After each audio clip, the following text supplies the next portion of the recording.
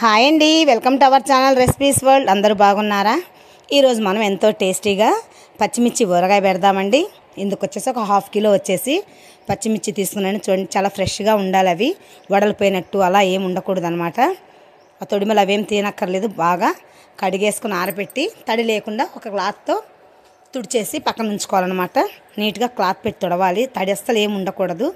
ఇప్పుడు నేను వీడియోలో చూపించినట్టుగా 4 చీలికలుగా అలా కట్ చేసేసుకొని లోపల ఉండే విత్తనాలు కూడా తీసేసుకోవాలండి. లేదంటే కొంచెం కారం అనిపిస్తుంది అనమాట చట్నీ. అలా చూసారా? కొంచెం ముదురుగా ఉన్న కాయలు అయితే మొత్తం తీసేయండి. కొంచెం లేతగా అనిపించింది అనుకోండి, అది ఇంకా అవసరం లేదనమాట. కొంచెం లైట్గా తీసేసి విత్తనాల వరకు మిడిల్లో ఉండే కండ ఉంచేసేయండి. ఓకే అండి. అలా 1 బై 1గా అలా మొత్తం చీలికలుగా చేసేసుకొని అవి మొత్తం తీసేసిన తర్వాత మొత్తం ఒక బౌల్కి వేసి ఉంచుకోండి.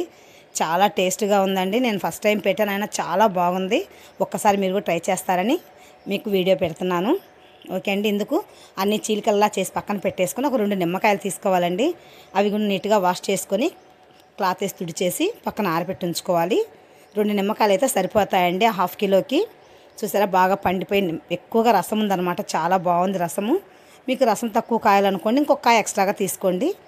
మామూలుగా ఇంత రసం ఉన్న కాయలు అయితే 2 సరిపోతాయి అన్నమాట.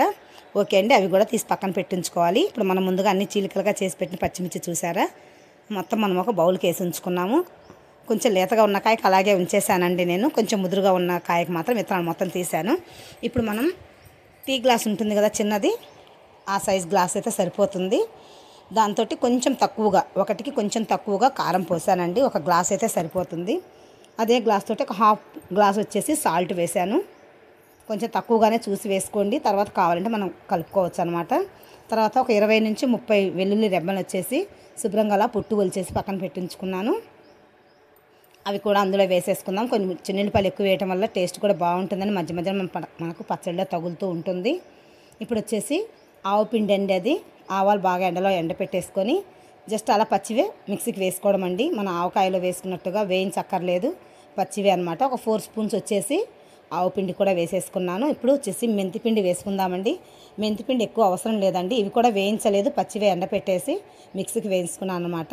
1.5 స్పూన్ వచ్చేసి మెంతి పొడి కూడా వేసేసుకోవాలి. ఒక పావు స్పూన్ వచ్చేసి పసుపు వేసుకుందామండి, కొంచెం కలర్ కోసం అంతే. ఓకే అండి. అవి మొత్తం వేసాక మనం ముందుగా కట్ చేసి ఉంచుకున్న నిమ్మకాయలని రసం మొత్తం అందులో పిండేసుకోవాలి. విత్తనాలు ఆ పల్పీలు ఏం లేకుండా నీట్గా రసం వరకే వచ్చేట్టుగా అలా వడకట్టే దాంతో నీట్గా మనం నిమ్మకాయ పిండేసుకోవాలండి. 2 నిమ్మకాయలు సరిపోతాయి కదా, అందువల్ల 2 నిమ్మకాయలు వేసేసుకోండి. చాలా టేస్ట్గా ఉండిందండి పచ్చడి. ఒక్కసారి మీరు ట్రై చేయండి. పచ్చిమిర్చి కదా, కారం ఉంటుందేమో అని భయపడిన అవసరం లేదండి. చాలా టేస్ట్గా ఉంది. ఒక్కసారి మీరు ట్రై చేసుకోండి. మొత్తం అలా వేసేసుకున్నామన్నమాట. నెక్స్ట్ వచ్చేసి మనం ఆయిల్ కూడా వేసుకుందాం. అందులోనే మనం ముందుగా ఉప్పు కారం ఏ గ్లాస్ అయితే వేసుకున్నామో ఆ గ్లాస్ తోటే 2 గ్లాసులు ఆయిల్ కూడా వేసేసుకుందామండి. మీకు కొంచెం ఎక్కువ కావాలంటే వేసుకోవచ్చు. ఆయిల్ వేయడం వల్ల నష్టమేం లేదు దాంట్లో.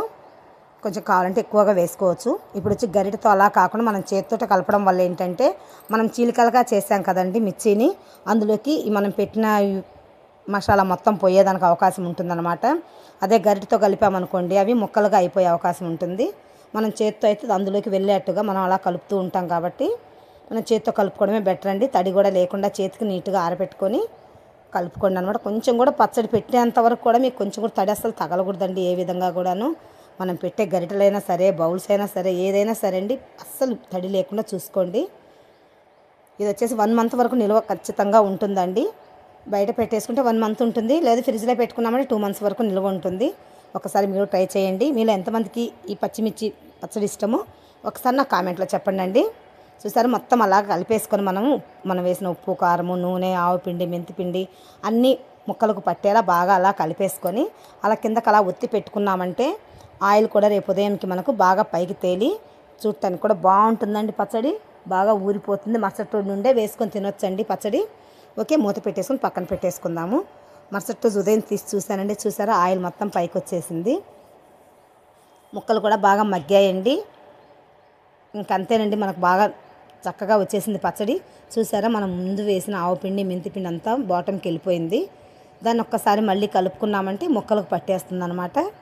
ఒక్కసారి కింద నుంచి పైకి మొత్తం అలా కలుపుకోవాలి, ముక్కలు చెదిరిపోకుండా నీట్గా. కలుపుకోవాలండి. ముక్కలు విరగకుండా చూసుకోండి. ఓకే, ఇది బాగా కలిపేసుకొని ఎయిర్ టైట్ కంటైనర్లో స్టోర్ చేసి పెట్టుకుందాము. వేడి అన్నంలోకి చాలా బాగుంటుందండి. ఒక్కసారి మీరు కూడా ట్రై చేసుకోండి. కొంచెం వెరైటీగా ఉంది కదండి పచ్చిమిర్చి ఊరగాయ అంటే, అందువల్ల ఎలా ఉంటుందో నేను కూడా ట్రై చేశాను. చాలా బాగా వచ్చింది. అందుకే మీకు ఈ వీడియో పెట్టాను. మీరు కూడా ట్రై చేయండి. మీకు ఎలా వచ్చిందో నాకు కామెంట్లో చెప్పండి.